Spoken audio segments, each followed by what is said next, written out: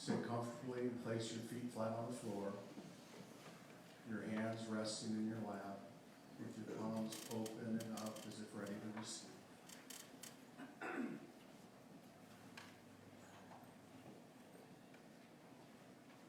Gently close your eyes and tune out any noises or distractions. And begin to focus on your breath. Taking a long, deep breath in through your nose and then blowing it out through pursed lips slowly.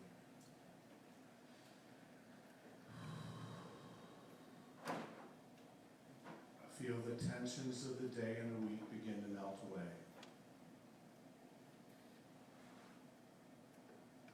Take another deep breath, again releasing it through pursed lips. Your thoughts begin to quiet. Your muscles begin to relax throughout your entire body. You begin to feel a sense of peace envelop your body and your mind.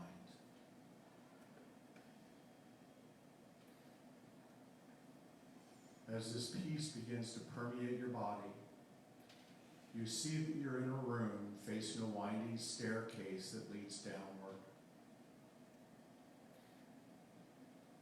You begin to move towards the staircase and begin down the stairs.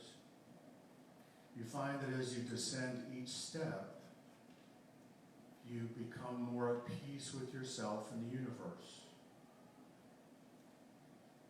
As you reach the last stair, you are experiencing a peace that is beyond description.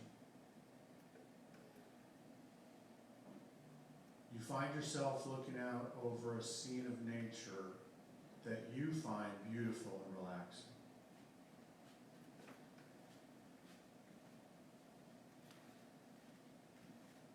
Over to the right, strung between two trees, you see a hammock.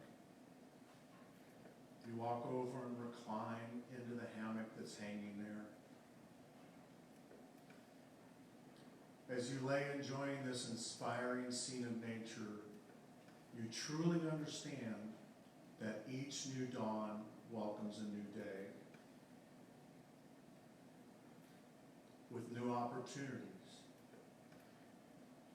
You let go of the past, holding on to the memories of what does not work only as a tool as to not do it again. Whatever I go through today, I remember that tomorrow is a new opportunity to begin with a fresh outlook. No matter what changes this new day may bring into my life, I dedicate myself to living as Jesus did, with acceptance and guidance and gratitude. I step forward in faith as I trust the prospering power of God, knowing that God is the source of the fulfillment of every desire or need that I may have. I accept the unlimited resources that are available to me.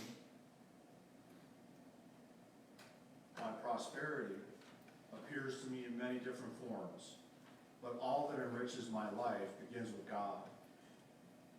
Prosperity comes to me as divinely inspired ideas that, when acted upon, result in an increased income or newly discovered ways to express my talents and abilities. As I act upon these ideas, I receive greater abundance materially, spiritually, and emotionally. Open and receptive to my highest and greatest good, I am bountifully prosperous.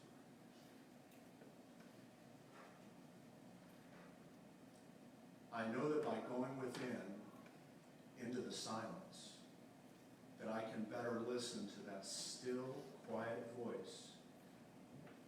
And right now, in this moment, I give all of my attention to God in the silence.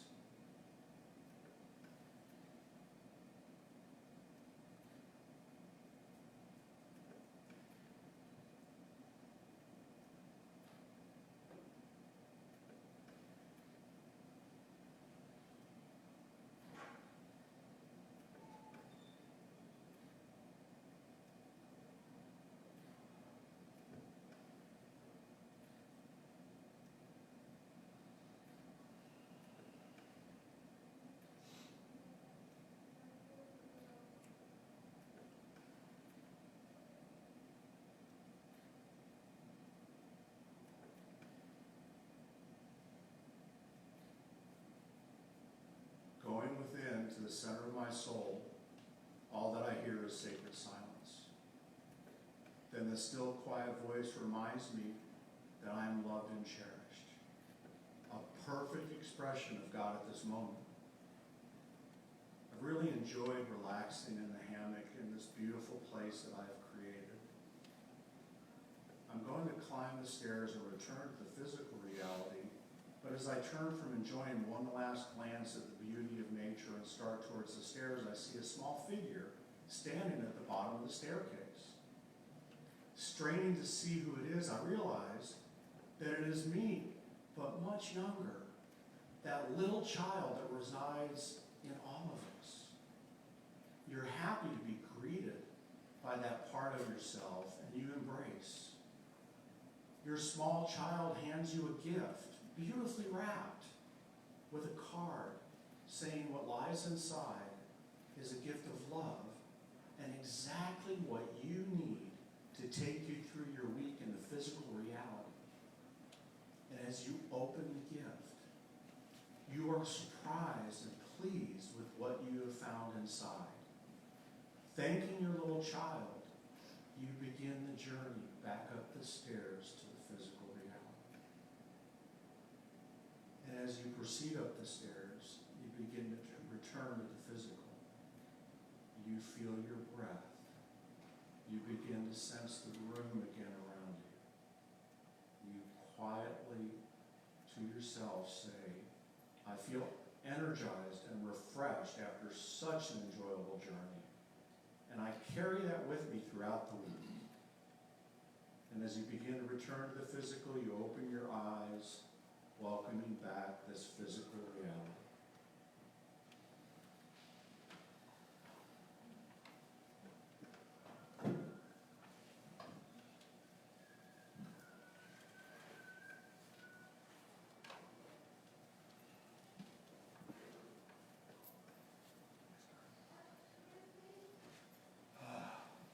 I'll wait till everybody wakes up again. Oh, I'll wait till I move it up here.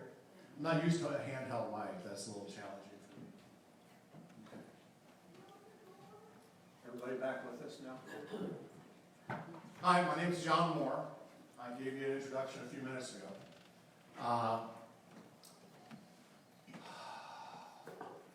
Earlier, I was at the meditation service. Is that what we call it?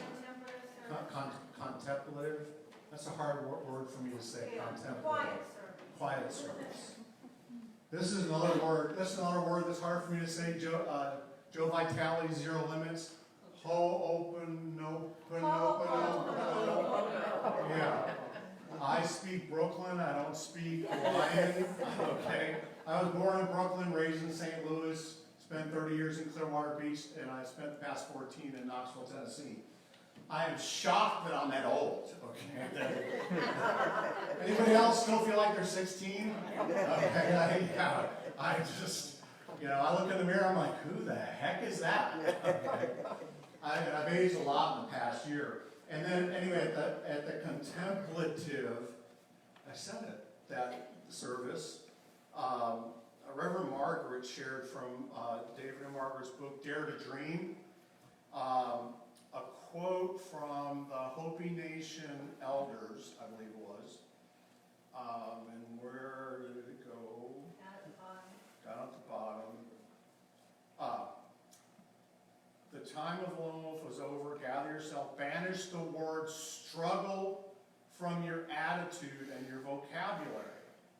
And that struck me this morning. Now, I speak extemporaneously. Interestingly, I can say extemporaneously. I didn't get out all day. Extemporaneously fairly easily, but I can't say the other word. The word struggle struck me because I have been struggling like nobody's business since 2011. 2011, the VA accidentally poisoned me with my hypertension medication. And I mentioned that to Reverend Margaret when we spoke several weeks ago. And because I was talking to my chiropractor about some things, and I'm going to share that in a minute. And for 6.5 years, I had debilitating symptoms that just left me literally suicidal. I did not want to live. And I have a 15-year-old stepson who is the light of my life, who gives me meaning and purpose. And I would never leave him with that legacy. And that's literally what kept me alive. I mean, I share that with you. I share from my heart, okay? That's who I am. I always, whatever comes up from, this is God. I mean, I am the light, the truth, and the way, right? Right. Be still and know that I am God, right? Right here, right? So whatever comes from right here, I share with you. I talk about me, the I am, okay? So for 6.5 years, I didn't want to be here anymore. But I wouldn't let go of that because I had this beautiful young man who I was his stepfather. His mom divorced me 9 years ago. He and his mom are from Siberia, Russia. Okay? I met my son Kirill the week before he turned 1. I am the only dad he's ever known. Now, when we were all living together, I only worked 2 weekends a month. So I raised him, literally. He attached to me. He bonded with me like no human beings ever bonded. When she wanted a divorce because she just wanted to come to America, how can I blame that on him? You know, how can I do that to him? I mean, I couldn't walk away from that, so I stayed around. No matter how angry she got with me, I stayed around. So I got sick, and I'm like, I don't want to be here anymore, but you know what? I can't do this to this little boy. You know, I mean, that's what kept me alive. And so I couldn't speak anymore. I could barely walk to my car. I didn't have the energy to walk to my car, okay? And so I was like, how do I reinvent myself, okay? And I'm taking a long time to walk up to what she and I talked about a few weeks ago. I went back to college. Now, I shouldn't say go back to college. It was the first time I'd ever been to college, okay? And I got my degree in cybersecurity. I graduated August 20th. So I was talking to my chiropractor about something else, and he was like, curse you, God, for not giving me a contractor's gene, you know. And now he's in Unity also. And so he was just teasing and joking around. I said, oh, I didn't mean that, you know. And I said, you know, I could be angry at the VA because for 6.5 years they poisoned me and da-da-da-da. But you know what? If they hadn't done that, I would have never gone to college. And I wouldn't have just graduated last week, so this was back in August, we were talking about it. And we gave each other a high five. I would have never gone to college if they hadn't made me sick. Now, it took 6.5 years. I figured out what was wrong with me. I figured out how they were poisoning me. I went through a lot of struggles, but you know what? There was a silver lining to that. Okay, so even though physically there was a struggle. Okay, sometimes as she was, you know, give up the word struggle. Sometimes physically there are real struggles. There are, you know, you get hit by a car, you break a leg. You know, Reverend Margaret went on a stepping stone but didn't go on it well, and she hurt her ankle. That was a real hurt of ankle, right? But she didn't let it get her down. She did not come to contemplative, I didn't say that right, service this morning. She still followed through. She didn't let that stop her. She didn't go, oh, woe is me, I'm staying in bed this morning. The heck with the world, I'm taking a day off. Okay, just like I didn't let 6.5 years of debilitating symptoms keep me from not moving forward, going to college, fighting to get a degree, doing whatever it took. And one of the things my son, golly gee whiz, one of the things my son said he admired about me is, Dad, no matter what happens to you, you figure out a solution, you create a plan, and you work your plan. You know, I admire that about you. He's 15 years old now. He's a straight A student. Doesn't drink, doesn't smoke, doesn't do drugs. He has a problem. He gets on Skype, he calls Dad. You know?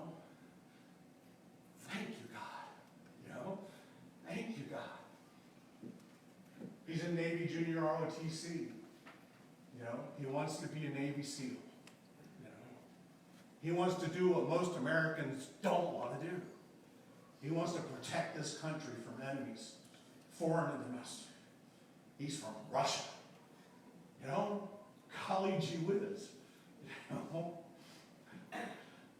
You can tell I'm a little proud of the kid, you know? Now, it scares the heck out of me that he wants to go do that, okay? But it's better than going out and getting high and doing drugs and drinking, and which is what I used to do when I was 15, okay? I mean, my biggest goal when I was 15 is where am I going to score a keg this weekend? Okay, so, you know, I did join the Navy on my 17th birthday. So, you know, I mean, it'll crack somebody up. Okay, so we had different goals, okay? So sometimes we're going to face real struggles, okay? But it doesn't mean that we have to allow those struggles to interfere with our spirituality. Gurdjieff said, man is a machine. Okay, we operate unconsciously. I've studied Fourth Way. And, you know, I mean, I'm not a minister, but I've studied the work. I've done the work. It's like we don't have to operate unconsciously. Be conscious of who we are. Who were you talking about? What? Well, the word conscious is misspelled. I just think it's so funny. Oh. Well, luckily I didn't do the slides, so.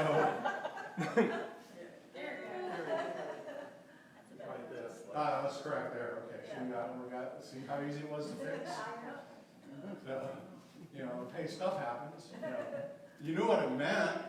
Okay, so you know, but when you're faced with struggles, take a moment to be quiet, be still. You know, it's okay. We're going to have. I mean, I've gone through lots of struggles, and I'm going to keep kicking. I'm not going to give up. You know, and I've been doing this stuff a long time. And you know, sometimes you're going to be faced with struggles, and be quiet. You'll come up with an answer. And you know what? If you don't come up with an answer, call your friends. Talk with them. Rely on your friends to help you through it. You know, the community. Reverend Margaret was talking about community. You know, sometimes people hold the mirror close, right? I cracked up laughing when she talked about the mirror, you know, people that hold the mirror close. Or, you know, Reverend Chad O'Shea, who you probably knew well, bless his heart. You know, I know he's up there looking at me. I know he still holds the mirror close on me because of all the people I knew in my life, Reverend Chad O'Shea, the Unity Minister in Asheville, held the mirror so close to me, and it was right up against my nose all the time. I lived in Asheville for a period, and he and I were like old brothers. And you know, sometimes your friends will hold that mirror really close to you to make sure you're not giving yourself what now I'm drawing a blank on the author's name. He used to call it seagull ship. No, it wasn't Jonathan Livingston Seagull, was it? Well, Richard Bach wrote the book. Jonathan Livingston Seagull, but now I'm drawing a blank on the speaker's name, Liz and White. See, I worked with him, Charlie. Can't think of his name. What was the book you wrote? Wasn't in the book. He said it in a talk I heard. Oh, okay. We can't help you there. No, you can't help me. Alan Cohen. Alan Cohen, thank you. Alan Cohen said, because we were up at Mary Mann Morrissey's church one weekend together, because I considered working with Alan, and we call it seagull ship. Sometimes we just get all wrapped up in the seagull ship. We need our friends to hold that mirror really close to us to get us to see the real truth, as opposed to all this fantasy that we read about and we keep regurgitating over and over and over and over and over and over and over again, and we just get caught up in it. So,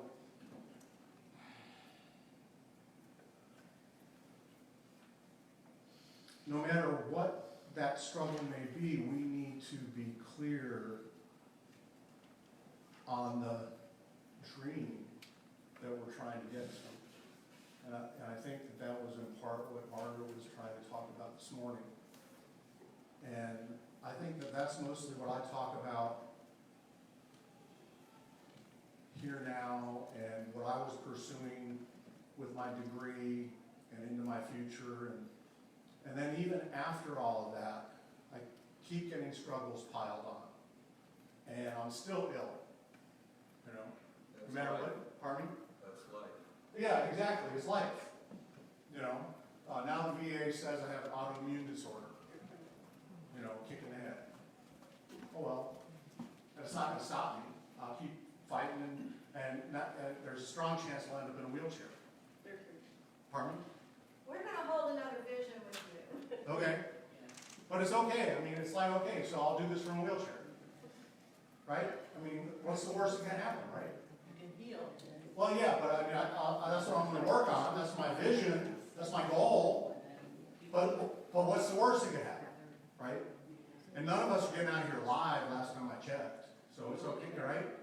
I mean, I have a really strange concept about that stuff. From the moment we're conceived, we all share a common destiny, right? I mean, that's just, I'm good with that. I've made my difference, and I'm grateful for the existence that I've had, and I praise God every day for the joy that I've had. You know, and the joy that I can give all these people in this room. Because see, you know, from hope and hope, I can never say that word, I hate that. Oh, no. Thank you. Okay? See, the moment I walked into this room, now I'm responsible for everybody in this room. Okay? And so, you know, I bring you into my reality, and then you're part of my prayers, and I am grateful that I can pray for you now, because as part of that belief system, that when I pray, you come into my energy, and I'm now responsible to ensure that your lives take on new meaning and new joy and new health and new life and new, okay? And if you haven't read this book, it's a super, super powerful book by Joe Vitale. He's a friend of mine. Joe is? Mm-hmm. Who's, oh, you said that. I was looking down when you said that. And, but I strongly recommend read this book if you haven't read it already. Does your bookstore have it? No? You don't know? Okay. What's the name of it? It's called Zero Limits, The Secret Hawaiian System for Wealth, Health, Peace, and More. So I strongly encourage you to pick it up. So, but no matter what we deal with in life, we're always going to have, you know, those challenges, those struggles, those things, and we need to put them in the place that they belong, right? And sometimes they're imaginary. Sometimes, like Reverend Mark was talking about the cyclone that's coming, you know, here to Myrtle Beach. You know, they came up from the Gulf, and we have to batten down the hatches and 70-mile-an-hour winds. And Reverend Margaret's like, probably not. Okay. And that's generally true of most storms. It's been my experience. You know, oh, the hurricane's coming, and Chicken Little's running, the sky is falling, and probably not. Okay. Now, that doesn't mean that you're not conscious and prepared if it changes direction, but you don't have to run frantically for the hills, okay? Now, I lived in Clearwater Beach for 30 years. Never got hit, okay? So, but again, be pragmatic, be prepared, but, you know, don't run frantically for the hills. And that happens in life, too. You don't have to overreact to anything. You just are conscious, but don't be crazy about what's going on in your life. And be calm. If you're challenged, if you're in trouble, call your friends, call your family, call your community. You know, ask for that help, because that's what I do. I'm not afraid to share what's going on in my life, because I know I can't always do it by myself. Sometimes I need to reach out and say, you know, I'm about to go down with the ship. I need a little help. You know, we all do from that perspective. You know, when you look at, you know, my talk today is be still and know that I am. Right? And when you look at that one phrase, be still and know that I am. Be still and know. Or just be. I mean, that's what it's all about. It's about being. I mean, that's what we are. We're human beings. Right? We're all in this together. I mean, I crack myself. I go to Walmart, right? Anybody else shop at Walmart? I mean, no? I shop at Walmart. I want cheap. You know, I want the least expensive cloth. Sorry, I shop at Walmart. Okay, I lied to myself. I'm sorry. Okay, I shop at Walmart. I just look for cheap. Okay? But, you know, there's lots of people that don't pay attention to who's in front of them or behind them or whatever. And I always let people through or around, or, you know why? Because we're all in this together.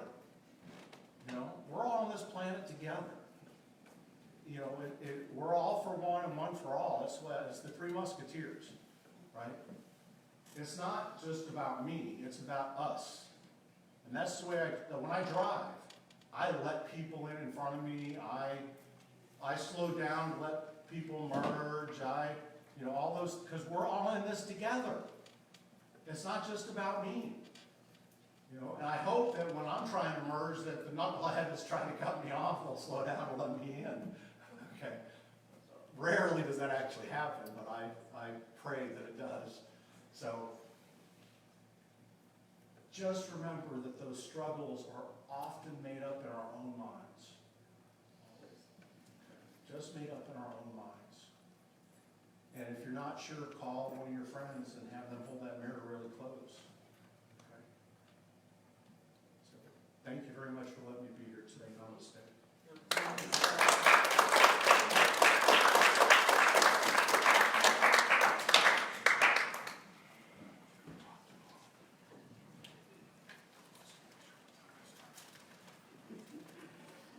I guarantee you, when you stay for the workshop, not only will you be educated, but you'll be entertained.